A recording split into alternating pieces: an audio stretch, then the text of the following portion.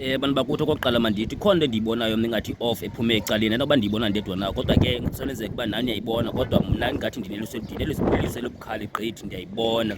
Into eyenzekayo yapha imoto yomgqomo yanyanzeleka izile elokishini and ikhatshiwe ngu-law enforcement because if ayikhatshwa ngu-law enforcement sizawuba sengxakini because siyayazi uba if ayikhatshwa ayizukuza laa moto yomgqomo kwiilokishi zethu apha ngaseKapa, so yanyanzeleka ikhatshiwe.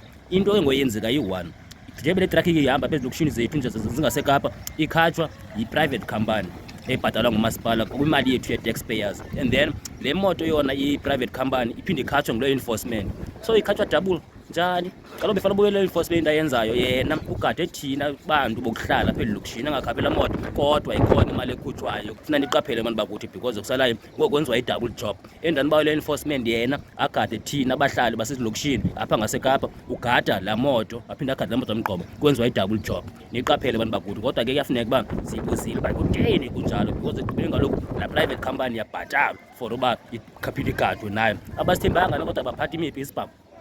Khalitsho-ke bantu bakuthi.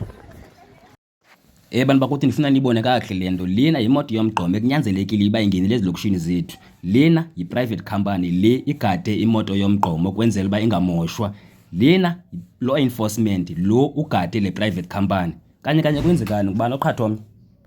Niphathelile nqaku nguSandiso Phaliso eFilipi ngaseKapa.